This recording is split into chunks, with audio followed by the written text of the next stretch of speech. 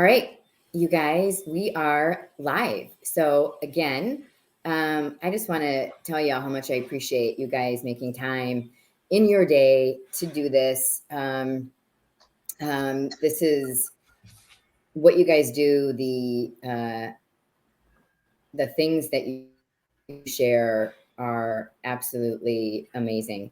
And I don't say that gratuitously. And you guys know, if you've watched other lives that we've done, you know that I don't pander. I can't. I'm not wired that way. What I'd love to start out is just everybody giving just a quick, heads up to everyone who's watching about what you all do. And then we'll kind of get into, networking unleash and secrets to the hidden job market. And at the beginning, I want to share a story, someone that reached out today to me about networking. And I'd love to get your feedback on it. So, Lauren, why don't we start with you? Trying to get off mute. Sorry. Hi, how are you, everyone? My name is Lauren Sermon. I'm the founder of LWL Consulting. I am a recruiter by trade. I offer job search strategy sessions, help people find their next role when they are frustrated, because let's all admit it's a very frustrating process right now. I have a 7-year-old son. I live in South Florida. My background spans from hospitality to construction to sales. I have hired extremely large teams for large corporations, anywhere from hourly employees all the way up to salary, district sales managers, leaders, things like that.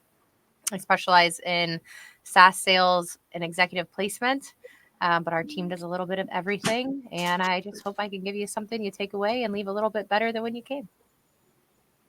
Awesome. All right. Dan, I don't even think about it, sir. You're going next. Oh, not even think about it. That when you said that, I thought you were going to go to Gina next, knowing how I was going to operate. I know. I'm changing it up, Dan. So before I even get started, I want to wish Claire Davis, who's one of our experts, a huge congratulations on being named LinkedIn Top Voice. She joins Gina and I think some others that are part of this boot camp as individuals that have earned that recognition. And thank you, LinkedIn, for finally making a good decision. And I do say, I do mean finally. Great. Thanks, Dan. Really appreciate that. What you see is what you get with me. Lauren and you are up to, or should be up next. My name is Dan Roth. I'm a innovative organizational leader, people ops leader. I wound up working at Amazon actually specifically because they saw a skill set from a community building perspective, knew that it was a culture ad, and wanted to bring me on as part of the team. Those that know me know that, and you can see behind me, everything I do is focused with underlying theme of mental health, and really try to understand the person before understanding the direction. All right, Gina, you are next. Those are hard intros to follow. It is. Like, what am I supposed to do? Mic drop. I'm Gina Riley. I am a career transition coach specializing in executive and leadership level transitions with a career coaching model I call Career Velocity. I am currently writing my last chapter of a book that will have something related to the title of Career Velocities, TBD. Thank you. Thanks, Dan. I also have experience doing executive search. I'm affiliated with Talents Group Executive Search. I'm an interview skills trainer. I've trained so many corporate teams on how to craft effective questions and select talent. So I've reverse engineered my experiences actually being on the interviewing side to help job seekers. And I rely heavily on all of my esteemed colleagues to learn every day, because there's no one way to make a career transition. There are better ways, but there's not just one way. Yeah. Okay. So an author, almost. I can't wait to read it. Gina, I know it's going to be amazing. So I am Jennifer Sethry. I am the CEO and founder of Intry Careers, and we are a tech platform that takes applicant or resumes and turns them in to applicant tracking ready resumes. And we do a lot of other things other than that. We've expanded our footprint. We do a lot of things in the B2B space, and we do the 2-day boot camp. And because of the boot camp, now we have other companies that are reaching out to us to do that as sort of an outplacement alternative. So really, it's these lives and the people who have attended who have really made that happen. So it's super humbling. And I will say that Lauren and Dan and Gina and Claire and Lindsay and Donna and Anna and Carrie Lynn and Lynn and Lisa and Dan. I mean, all of you guys have changed my life for the better.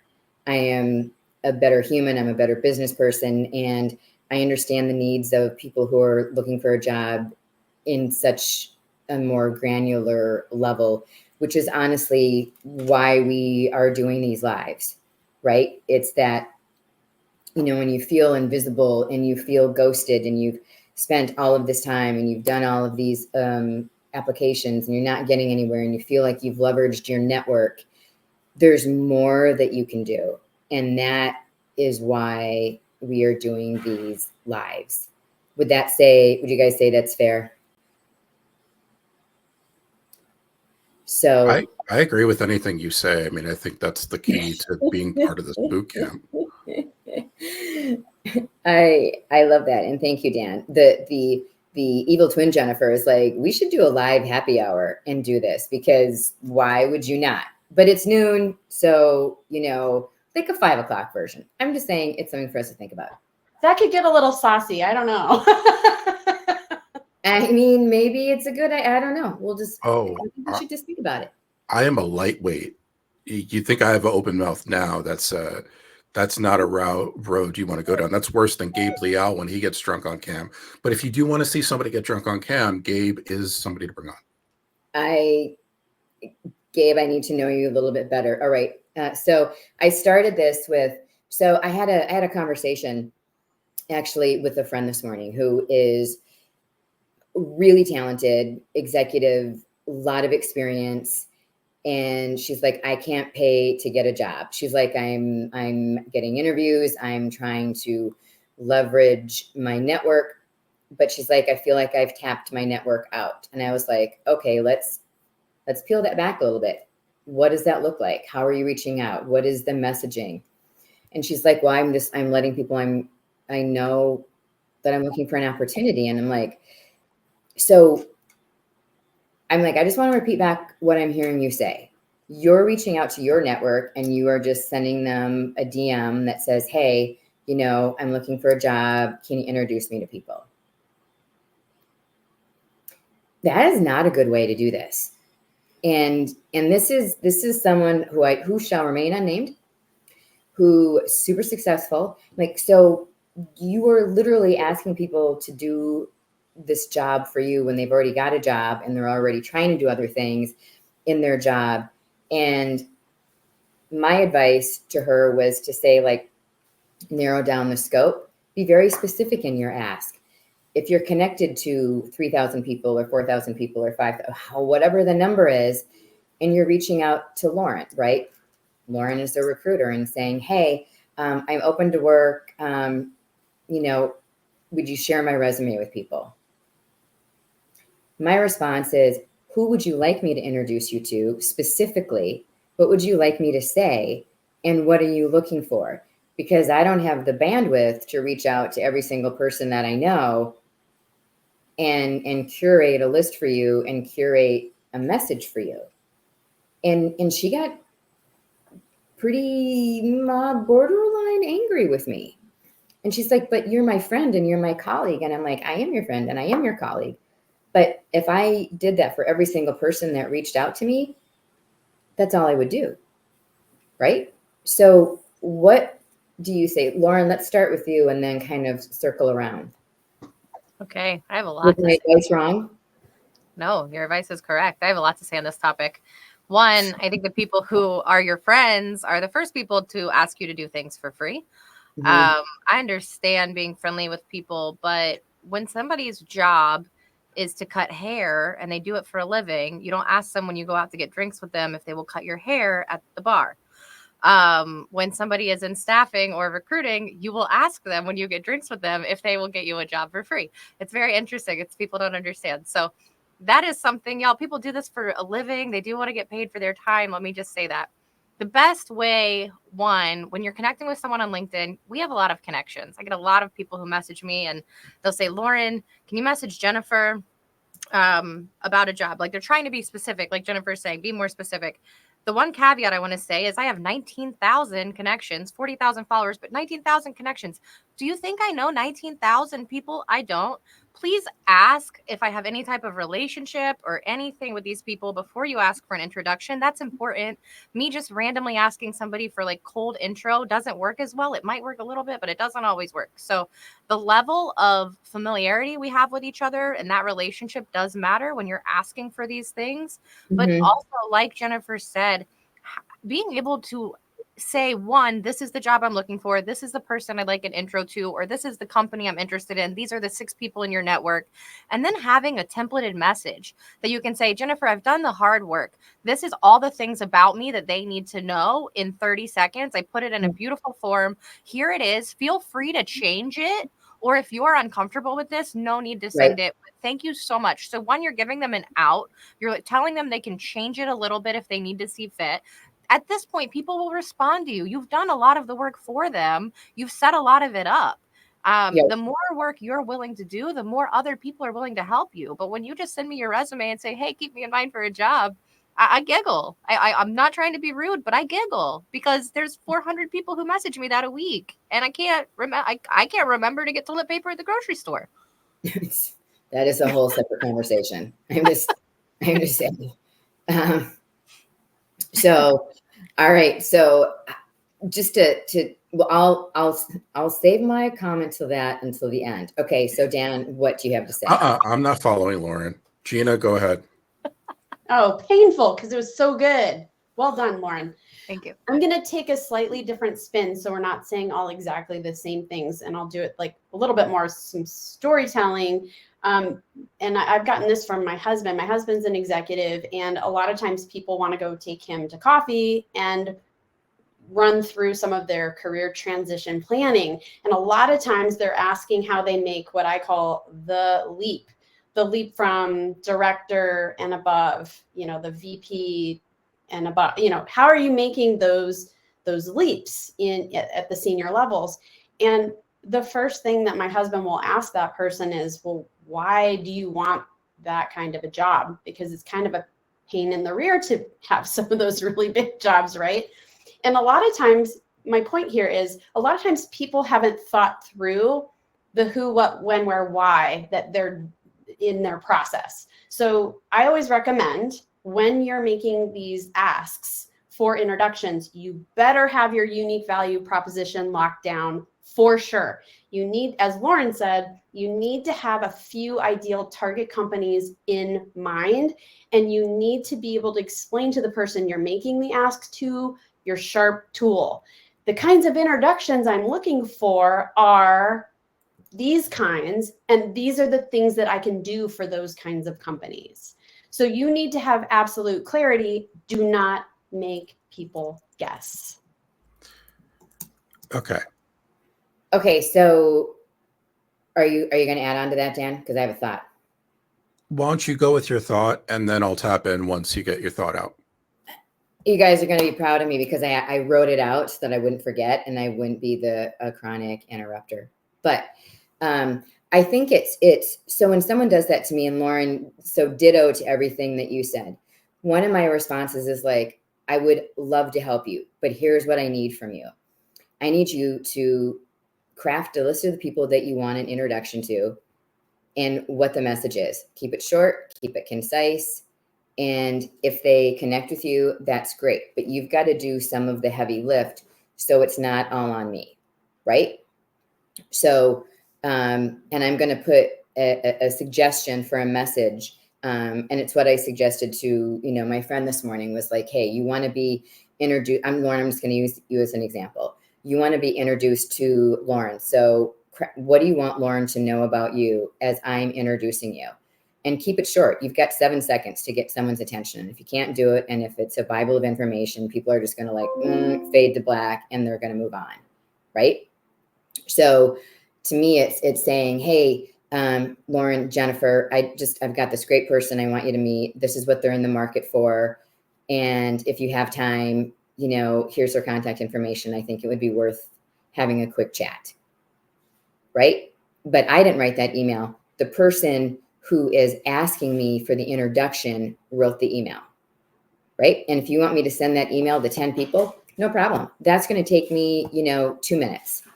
But you've got to take the time to curate the list so that it's going to be a meaningful introduction. And to Lauren's point, and also I think to Gina, and maybe what Dan is going to say, is that if it's someone I don't know well, then I would say in that introduction, listen, this is someone who I think could be a great fit and someone you should know, but I don't know them exceptionally well. You know, like be upfront about it, that you don't know them well, but it's always good to pay it forward if you can, if you have the bandwidth. There you go. Okay. So I want to start off by saying that, and I'm going to speak for everybody, apologies. All of this is not dismissing the fact that job seekers are going through something and we don't know where each person is mentally. At the flip side, if you're asking for something, we would appreciate it if you look at where we are and step into our shoes. As Lauren said, where you're getting 400 messages per week.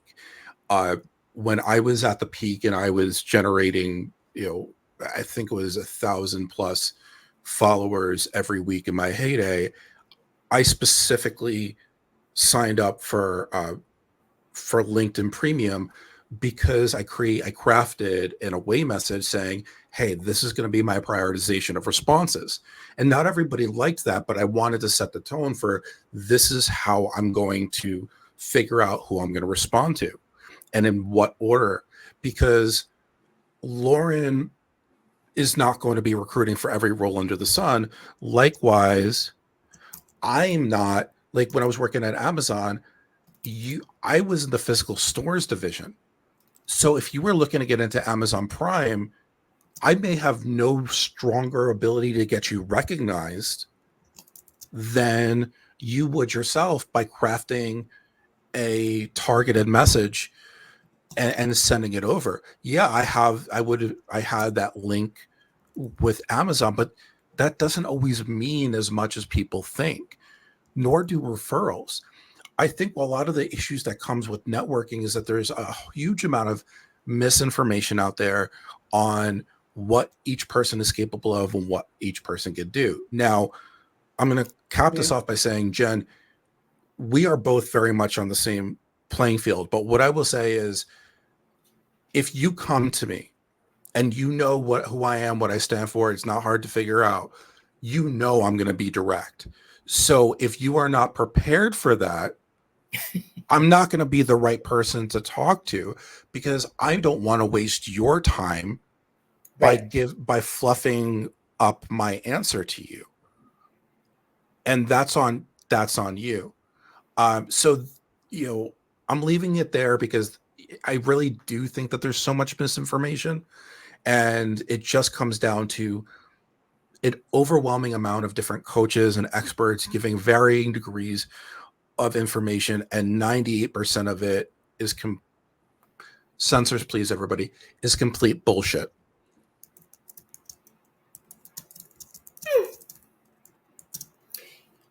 I mean, I haven't sworn once yet. So, you know, Dan beat me to the punch. Okay. So that being said, Lauren, I feel like you want to have a response. So go ahead. Then I'll move on to my next question. Or Gina. Oh, no, it's not even that I want to have a response. Normally, I'm the first person to swear. So thanks, Dan. It's always me, finally, for once. Okay. Well, now it's a competition because it's usually me, but that's okay. I'm trying to be better. When I don't swear, it's because I'm trying to respect the person and try. I'm from Jersey. If anybody has an excuse to swear, it's the guy that grew up in the swamp. I'm just saying.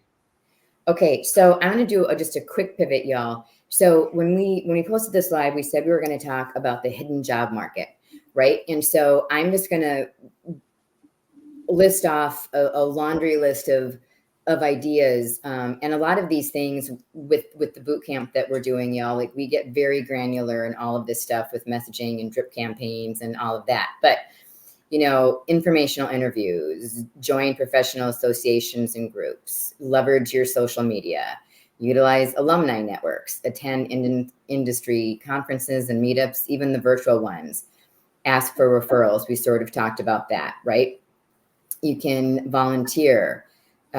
So, there's leveraging LinkedIn, your LinkedIn page, informational interviews, your network, right? Did I leave anything out, you guys, that you think merits? And any of y'all can pick up one of those ideas that I just put down. I just think, in addition to everything you said, always be open to conversation. I've just had a lot of luck lately. I think a lot of people are remote. A lot of people are hybrid. A lot of people miss human interaction. And I've been open to conversation and just open to meeting people. And even if it's not a conversation that I necessarily think will benefit me in the moment, normally it's really interesting where it leads. And I think that sometimes we're all what's in it for me people.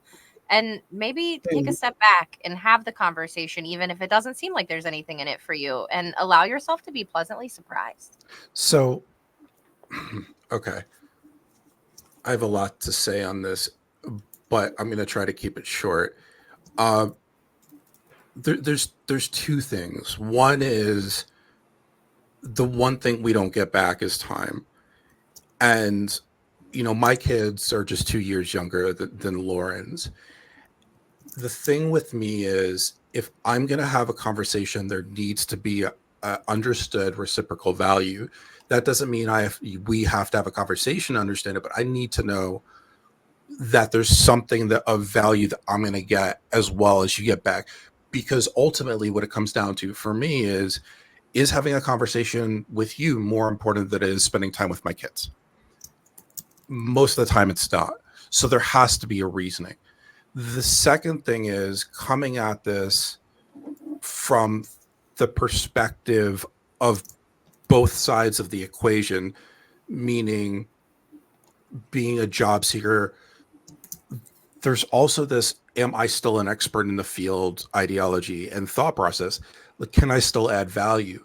So, because there's going to be certain people like me that you may see the open to work banner on, and immediately you think, you sort of dismiss it like a person can't offer value. The reality is, being open to work or being out of work is not indicative of a reduction in value and ability to support others. It's a circumstance that we all go through. So there's a lot of things that I'm trying to navigate in my head as we enter this topic. The only other thing I would even sort of mention, and it's going to get to you, Jen, is there even a hidden job market, which is sort of off, because that's another source of extreme confusion for people. I'm going to let Gina go because I feel like I've taken a lot of oxygen thus far. So the phrase hidden job market makes people angry or have some kind of an emotion. And so what I say about the hidden job market is, it's not a place where a job is literally hiding from you in the corner and people are keeping it from you. The hidden job market is a circumstance where the leadership team is sitting around the table and one of these kinds of things will happen. I'm retiring. There's going to be a vacancy. I'm going to go out on a medical or family leave. There's going to be a gap. I got recruited away, or maybe somebody's going to get terminated. They don't know, and we're not going to tell the public about it because we don't want our investors or customers to know that we let a senior leader go. So we're going to quietly launch a search. So there's different things that are happening before a job hits the market, and it's when those conversations are what I call just percolating, and many of them may go to the market, and for good reason, because then we diversify a pool of candidates and we can go through a logical and measured search.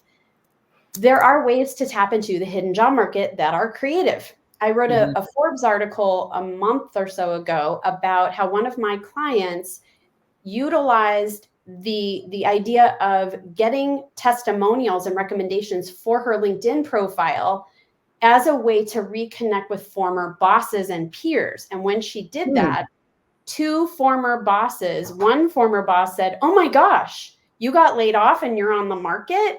And so did the other one. One had 3 percolating jobs that they were trying to write, and the other one had 2. And immediately she was a candidate in both searches and ended up flying to headquarters of one of the companies and was in the top 2 candidate finalists. So those were jobs that had not hit the marketplace. So when you think about what you need to do to tap into the hidden job market, you've got to be having conversations. You've got to be asking for introductions, and you have to start conversations with what Steve Dalton says in the 2-Hour Job Search is have conversations with strangers. You have to diversify your network. I'm laughing at the Steve Dalton thing because it's becoming like a drinking game for me every time you bring him up.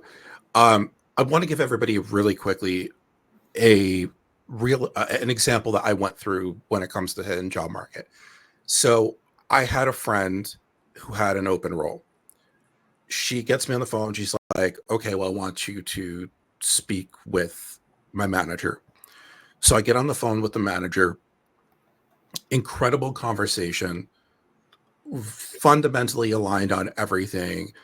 Follow-up conversation went extremely well. So here's what happened. They had offered somebody, were in negotiations for the role that I had originally applied to, which is why they took the interview to begin with.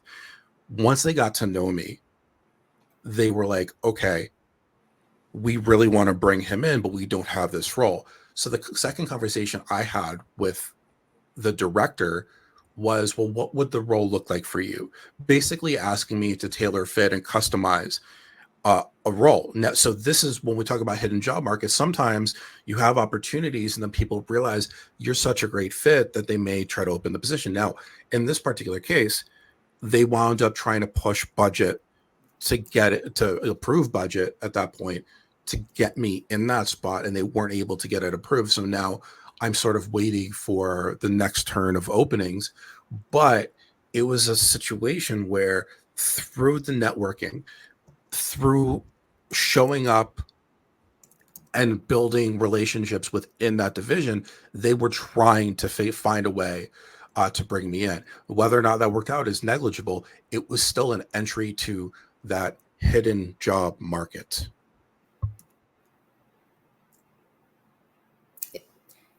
Does that, I mean, first of all, you guys, I think that was awesome. Like mic drop for both of y'all. And Gina, it might be really helpful if you're okay with it, posting the article that you wrote in the chat so people can take a look at it, right? And I'm also going to talk a little bit about Intry and resumes here, because I think it's coming up a lot in that people are applying for jobs and they're not hearing, they're using their network, and then they say, "Hey, here's my resume," and they never hear back. Sometimes they hear back from people that, your resume didn't make it through for whatever reason. And it's important to have an ATS ready resume, whether it's Intry or someone that is one of my competitors, which y'all would break my heart if you did that. But understand, it's important to have your resume be an ATS resume. And also, get a really kick-ass resume writer or career coach as well, right? Like this isn't, there's not one size fits all to every solution, right? Like Intry isn't just a one solve all. It's a 360 solution that I think in this job market you have to do, no matter how painful it is. And we know it's painful, right? We hear the stories. It's intense and it's brutal.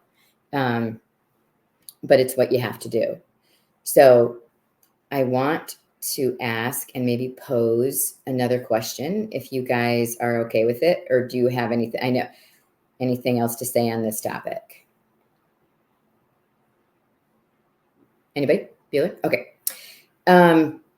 So when we talk about the hidden job market, I think what Gina was saying is really, really important. I went to an event, and I know this is going to shock some people, but I am kind of a shy person. When I go to an event where I know it's true, I can be bold and sassy right here. But when I go to an event and there's 200 people and I don't know anybody and I'm going by myself and I don't have a wing person, I'm like, if I talk to 5 people today, this is a win for me. Okay. It is not bullshit, Dan. It is actually really true. And my friend Linda Janak, who I'm going to send this to, can verify it because she is a great wing person. And every time I go to those events, I meet somebody that I didn't know. And I meet somebody that I was supposed to meet that can open up doors. So it's when you least expect it, I think that, the hidden opportunities sort of reveal themselves. And thanks, Carrie. I'm not alone in this. And I think that's where things really kind of, the opportunities sort of create themselves. And I know, Gina, you and I have talked about this a lot, is that sometimes there's this invisible thread and you don't know where it's going to lead, but sometimes you have to you got to pull that invisible thread and see what comes from it. And I think it's just so important to put yourself out there, even when you're uncomfortable, and probably even more so when you're uncomfortable, is to just go out there and ask. And listen, what's the worst thing that's going to happen? Okay, you could spill something on yourself, which happened, been there, I survived. It's not the end of the world. Or you're going to be at like a middle school dance, standing on the side of the wall going, I wonder if someone's going to ask me to dance, or if I'm just going to be standing here by myself. And that's when you got to make your bold move. That's when you got to go out there and be like, hey, I'm Jennifer. It's great to meet you. So what brings you here? Right? Get to know somebody. And then, as my dad would say, if you don't ask, you don't get. So it's a numbers game. The more you put yourself out there, the more you ask people for help, I think the more you're going to get back. And that's where, I think we're talking about, tapping into the hidden job market,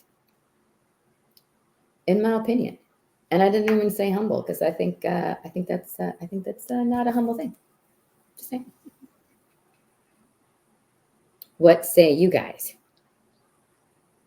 I would say that the more conversations that you have, the faster you're going to get where you need to go.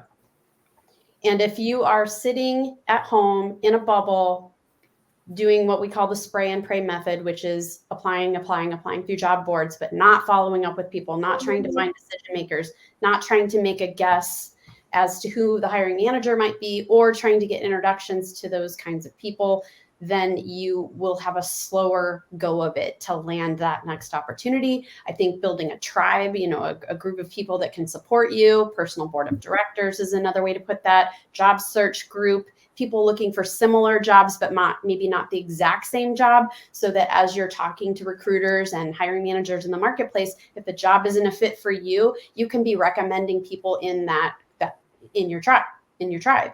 So there's different ways to go about this, but what I would say is it's a team sport. You don't do it alone. Yes. I want to hear. Sorry. Go ahead, No. I was waiting for you to talk, but I had a lead in for you that I think will, if that's okay. Go ahead. Because I was going to use you as an example. This is going to be a slight alteration on what was being talked about, but my advice is don't be fearful.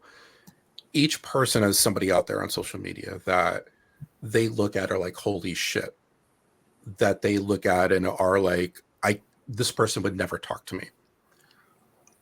And more often than not, when you say that to them, they're going to be like, what, me? Lauren was one of those people for me. Lauren's presence, for anybody that knows her, is extremely strong. It's extremely, I know who I am. I know what I want. I know how I do it. So for me, as somebody that is in the field, that was a showcase of like, well, what would I possibly offer of value to this person? Now, as I've gotten to know Lauren, it's a lot more manageable. It's a lot more like down to earth. But my point again goes to, don't be fearful of the unknown, because you never know how that person on the other side is going to react to it. Thank you. Put yourself out there. What's the worst thing somebody's going to say? No. Y'all, people say no to me 100 times a day. What Gina said about using your tribe, I really want to throw out there. If you are, I'm just going to say an accountant. I'm going to use that as an example, but whatever your job title is, insert here. Okay. If you're an accountant and you have 6 years of experience and you're applying for jobs with recruiters and you're meeting people in your field, you should be networking with accountants, not just at your level, but above and below your level. This is a team sport. They're looking at jobs if they're open to work. They're looking at jobs that they're overqualified for, that they're underqualified for. They're seeing roles that you would probably be interested in too. And something that I love that I've seen happening lately, and if you're not doing this, you should be, find 4 or 5 people who are all applying for like the same type of role and put together a WhatsApp chat. And every time you guys find a job, drop it in there for each other, because it's a team sport. It's a group activity. If we're all looking at different job boards, if we're all searching at different times, it's also, y'all, it's a lot about timing right now. If you do find a job that's not in the hidden job market, that's not one that we're talking about, I'm going to comment on that in a minute. It's all about timing. So having this be a team sport and everybody working together is gold. And then the other thing I do want to comment about the hidden job market, sometimes, and this does happen, I have a client right now, they hired us for certain roles, engineering, accounting, other things, but quietly they let me know that somebody on their team in C-suite's getting terminated, and we're going to be opening up a search. Y'all, I know about this 2 months before it's happening, right? Like Right. this has all been discussed. They got a package. They know when they're leaving. It's 2 months in advance, but they're not opening the search publicly yet. But I know about this. So I can start tapping into my network, who I know because it's an on-site role, and saying, hey, this role's coming. That's the hidden job market. It's not that people are hiding jobs from you. It's that I have access to information that you don't have access to. And by being in my network and talking and having conversations, you get to learn the things that I learn. That's the benefit of all of this. 100%. I mean, and I think just to tag on, Lauren, to what you said is that, again, we've talked to a bunch of people who, have been looking for jobs for, 24 months, 18 months, a year. And don't allow yourself to be discouraged. You always have to bring your best self when you're going into this, right? And it might be a down day. And one of the things that, interestingly enough, I said to this particular person, I said, why don't you volunteer? Looking for a job 7 hours a day is you're going to turn into Eeyore. You're going to have this really dark cloud over your head, and it's going to be visible and it's going to be palpable. And, the people are going to tap into that. So try not to do that. And like, you're going to find it. That moment is going to happen. So Lauren, I think I interrupted you. You had one more point. Let's get to it. No, I love that you said you interrupted me. You're so amazing. You didn't interrupt me. I just had a blonde moment and forgot my train of thought for a second. It is naturally blonde. I can at least claim that. So y'all, I will say one of the other things, and people forget this when they go into their job search because we all think we have to do it alone, right? But be honest, reflect a little bit. Nobody likes to do this exercise when I tell them to do this, but how were you in your last role? Were you someone that somebody could say, here's a deadline, you have 3 months to get it done, I'm going to give you no supervision and figure it out? Because that's essentially what you're doing on your job search when you do it alone. And if you find help and you find boot camps, you find things like this, that's guidance. That's somebody saying, hey, you had a deadline by next Thursday. I'm checking in to make sure we're on track. What do you need help with? What do you need support with? How were you in your last role? Did you need help? Did you need support? Most of us did. Most of us do. There's no shame in that. But don't try to tackle something that's so big, that's huge. It's your life. Find people who can support you, even if it's just job seekers, even if you can't invest. Find ways to put yourself out there. I know what Dan said about like you have to have conversations with people and it's got to provide value. I'll be very straightforward with you. When I first got into SaaS, I would message people and I would send people a video and I would say, Gina, hi, I'm Lauren. I don't even know what SAS stands for. I just got into this industry this week. I can't provide much value to you today, but if you will talk to me, I promise I'm going to learn so much that this relationship will benefit us and I will bring it back tenfold. But I need 10 minutes because I don't understand this and you're the person I need to learn from. You got to flatter them a little bit. People like their ego stroked, right? Like tell them why they're 100%. amazing. Why do you want to learn from them? But then lean into it and just make the ask. Like Dan said, don't be fearful. Make the ask. Sorry. Don't ask. No, Okay. really quick. What something that Lauren said is extremely important. So there are ways to make it more likely for somebody to respond to you.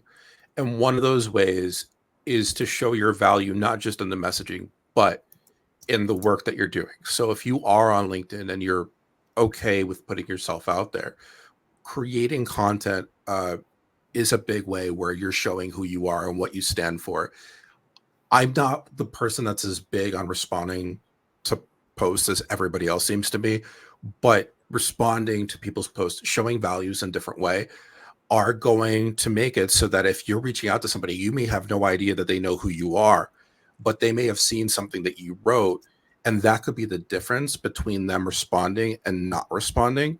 So when you feel comfortable, and I'm not in the position to tell anybody what to do or what not to do, because I understand there's different comfort levels. But if you find it in yourself to showcase yourself and who you are, which by the way, Gina runs an entire section in this boot camp on finding your UVP. Check it out. Boot camps at the end of the month. That is a really great way to improve your status and your ability to get responded to.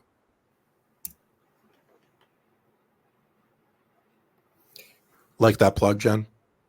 I do. Yeah, I do. Okay, Gina, I feel like you have a lot of things to say. So let's turn it over to you for a hot few minutes. Ooh, that was a hot potato. I mean, we have other things teed up to talk about, but I think what I want to call it two things. One is that you're writing a book, and I think we are all so deeply impressed by that. And it's really hard to write a book, right? And you spend a lot of time curating information and drilling it down. And when we were talking the other day, I know I've said that 5 times, but Gina and I have talked several times. I had someone make not a very nice comment, and I really wanted to respond in a different way, and I didn't. So I was very proud of myself. Thank you, Gina. But during that time, we were talking about your book because you were heads down because you had to get it done and you had to get it to your editor. So I know you have a chapter in your book that talks about this. And so what are some of, the top 3 things that maybe we haven't talked about that we need to? And then just to time check, y'all, we've got 16 minutes before this live ends. So if you have questions, post them in the chat so we can be sure to try to answer them. Yeah, that would be great if people do throw in some questions about this topic or anything else on job search strategy, and we'll do our best. And if not, we can do another live around some of those topics. So that we're here to serve. We're here to serve. I wish I had pulled up my chapter on job search strategy and networking, and I did not. I just turned that into Forbes. But what I can say... Okay, mic drop. Yeah, I'm waiting for the feedback on that one. I think it's going to be, that one's a challenging one. It's my biggest chapter. There's so much to job search strategy and tapping into opportunities. I just don't think it can be overstated that the conversations are really the best way to unlock opportunities, or at least get the introductions you need to get that visibility to the right people. And I'm not sure what else I can add to that. I'm going to go and just look and see if I didn't cover something or we didn't, Jen. So if you have another question, I'm ready. We actually, we've got I think a really great comment. So regarding the hidden job market, it's important to network and be your best self so that when jobs become available, you're the first person your connection thinks of. And I think that circles back to what Gina said, that circles back to what Lauren said, that circles back to what Dan said, it circles back to what I said, is that, think of this as gardening. right? Mm-hmm. You plant a seed, you water it, you nurture it, you feed it, you know, rinse and repeat, and you continue to do that with the network, and you know, and expand your network. You know, like if you've got one circle, then maybe, you know, go over here and go over here and go over here, and pretty soon some of those things, I mean, it's like I just described a traditional Venn diagram, so you're welcome, everybody. But I think that is, I think that's really important. You know, it's you keep expanding your circles, Yeah. and you can reach out to people and be like, hey, I don't know you, but I would love to know you, and here's why. Yeah. Right.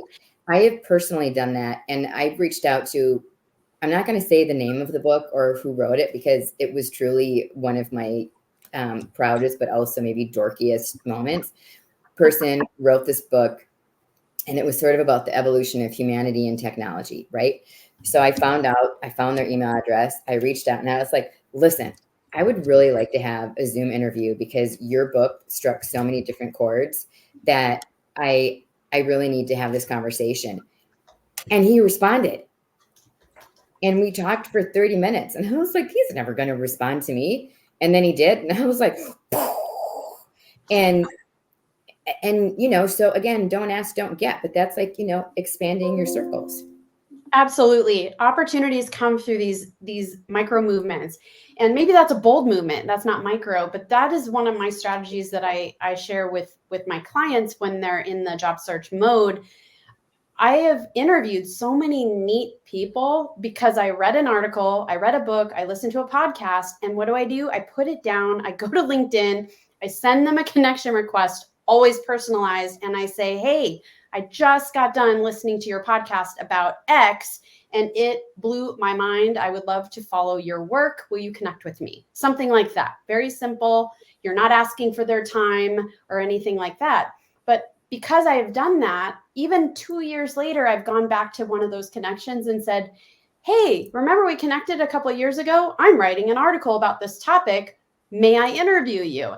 And so that has been an incredible way that I've expanded my network and built a really cool support system from people who otherwise might not have connected with me. You know, my network is built slightly differently. And it's not a negative or different than necessarily Gina or Lauren or Jennifer.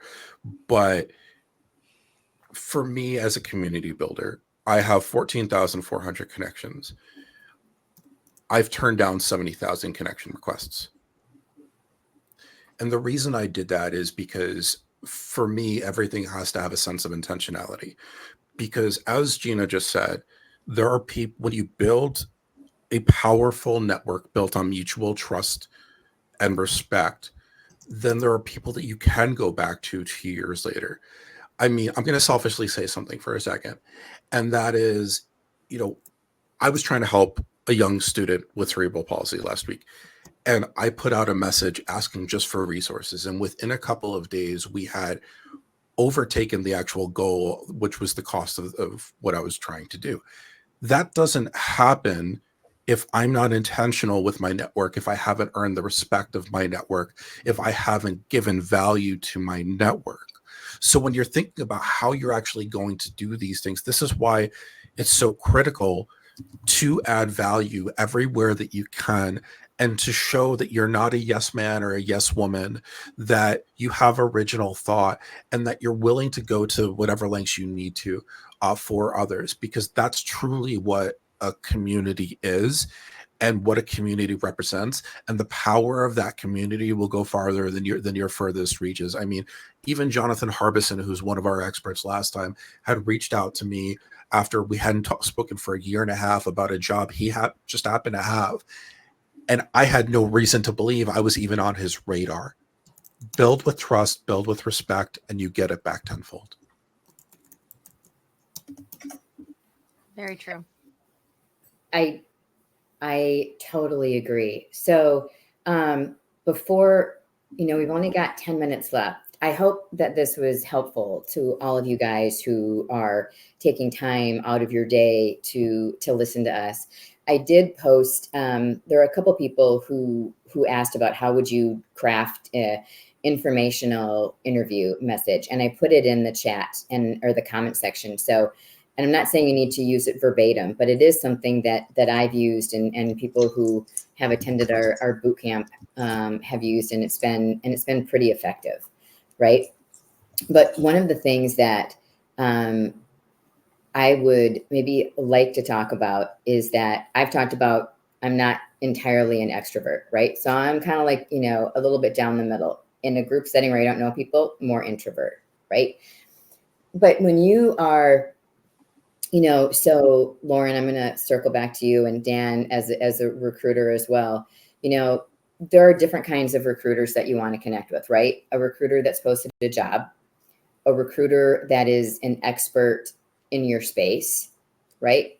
Or a recruiter that manages other recruiters, right? So you can sort of get your message out there to a broader audience. So Lauren, how would you tell someone to approach that or to craft a message, right? Yeah, 100%. I think the first thing is understanding the type of recruiter you're reaching out to. Just how we tell you to do a little bit of research and personalization. You need to do some research into who you're reaching out to in terms of the recruiter as well. Know if they work for the company internally, if they're agency, all of those things. And then I always work with my clients, and I know we talk about this in the boot camp.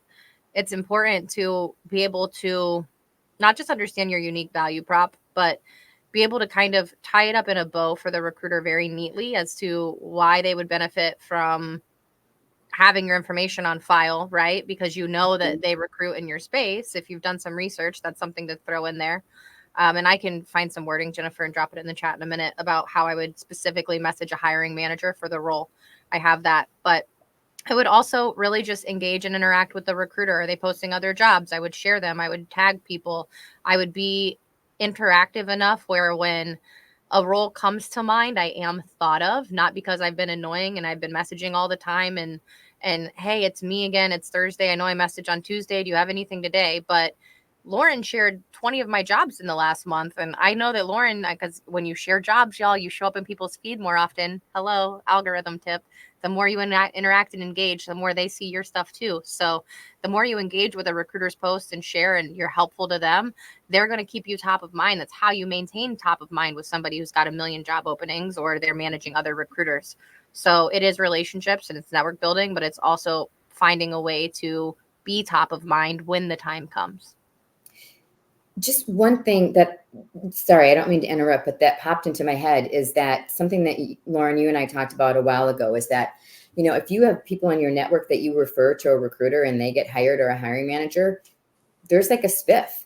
Sometimes it's $250. Sometimes it's $500. Sometimes, there's a referral fee and you can collect that fee, right? So not only are you a benefit to that recruiter, right? But there could be some remuneration in it for you, depending on who you're working with. True? Not true? That Very is, true. I mean, it's true for agency, right, Lauren? Like it's true for agency, but it's true for internal too in terms of referral fees. But I will say internally, some people aren't as willing to refer you because they don't know you as well. But internally, I mean, there are referral fees. People make smaller amounts. Agency, you make big commission, but internal referrals are smaller. What I could say is from a corporate perspective, recruiters could not get spiffs or splits on any referral. Oh, I don't mean corporate recruiters. I mean like just no, I know. That's why I was asking for clarification, because in that framework, like corporate, we can't get anything.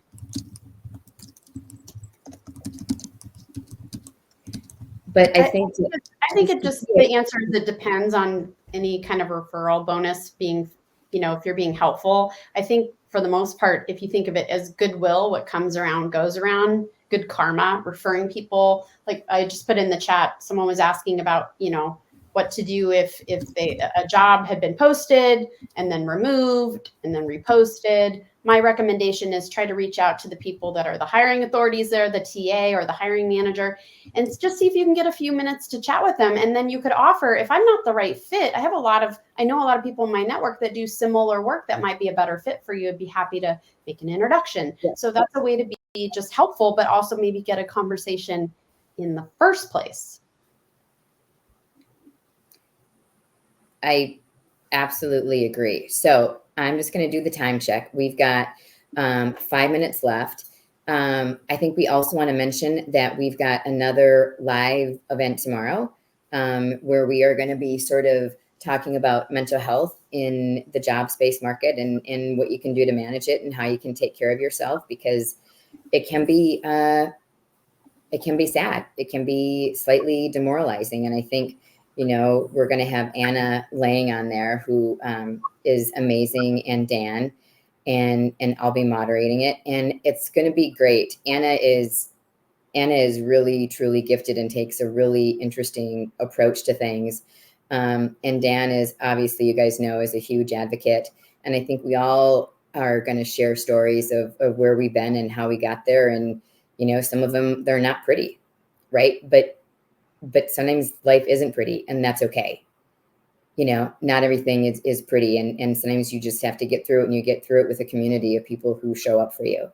And that's what we're trying to do with these lives, right? Is we're trying to show up for y'all and give you the support that you need. I think one of my favorite parts about the boot camp and about these lives is you always want to work with people that will elevate you, that will, just by being around, force you to try to find that next level of what you can do. The boot camp isn't just about the UVP. It's not just about Lauren brilliantly guiding you through the job market. It's about how you can raise yourself as an individual through those that you surround yourself with. And the reason I bring this up right now is because I was one of the experts at the previous boot camp, and I started working with Anna afterwards because she is somebody that I need in my life to elevate me. So if you've never heard Anna Lang before, tomorrow you're going to see me kind of sitting back in awe because of how brilliant she is. This is a cannot miss. I can't speak about how much love and respect I have for her. It's impossible. I mean, that's very true. Okay, so do we have any other questions or comments from anybody that we haven't addressed? I think we've talked about the boot camp. The event is in the chat. It's a very intimate 360 event where you get, all of us and 9 other people to help you through your guide, your job search strategy, ATS resumes, LinkedIn optimization, banners, networking, approach messages, mental health coaching, creating your unique value proposition, interviewing strategies, feedback. I mean, it's a lot in 2 days, y'all. And if you guys know anybody who is looking, or you're looking yourself, check it out. You can reach out to any one of us. We can give you a quick overview of what it looks like. But it's pretty game changing, in my humble opinion. It is. It's a soup to nuts, process in 2 days. It's not for the faint of heart. You need to sign up in advance because we give you pre-work, and you got to show up ready to hit the go button. I love that. It's time to hit the go button. Yeah. As we get ready to go, I just really want to thank Gabe Leal. He's been doing a newsletter every day about different events, and I know he had created a couple of posts specifically about our event. I know he's a big fan of Lauren. So he's one of my best friends, but he's a fan of Lauren.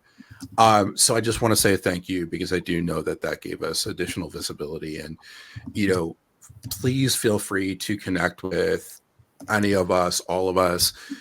If you haven't already, I'll be the first to say I'm not going to accept every request. It has to have reciprocal value. Hard ass, I know.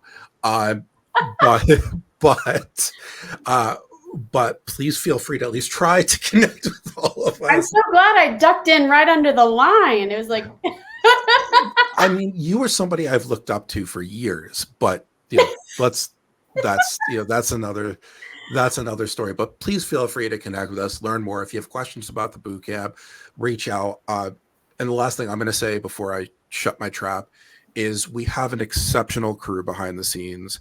Valeska Silva has been there since the beginning, and the work that she does, she is the understated cog in the wheel that keeps us turning.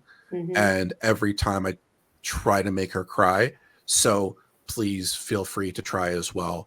And go forward from there. And if anybody wants to join me on my drinking game next time, anytime that that Gina says Dalton Smith or whatever his last name is, then we are going to take shots and we are going to get very, very drunk off of it because she brings him up exclusively. Which, is it's a huge compliment. And I feel like I'm the one who suggested that. So, okay. It's all good. Here's the thing.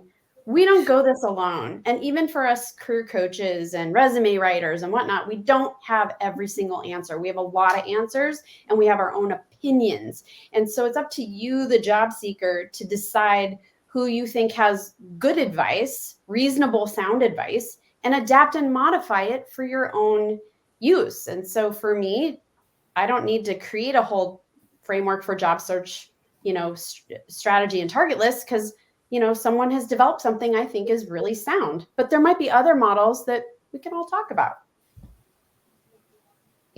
I love that. All right. So, any more questions? I don't think. And Valeska, as always, you were amazing. So, and this event or this live is being recorded, and we will post it when it's done. And you guys can watch it and send it to other people that you think might benefit from it. And don't forget to see us tomorrow at noon. I won't be there, but I hope you all have so much fun, and I'll catch the replay. All right. Thanks, everybody. Bye.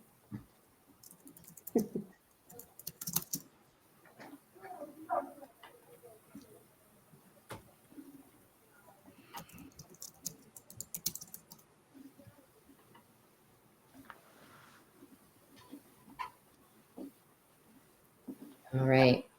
I think we're still alive for the time being until the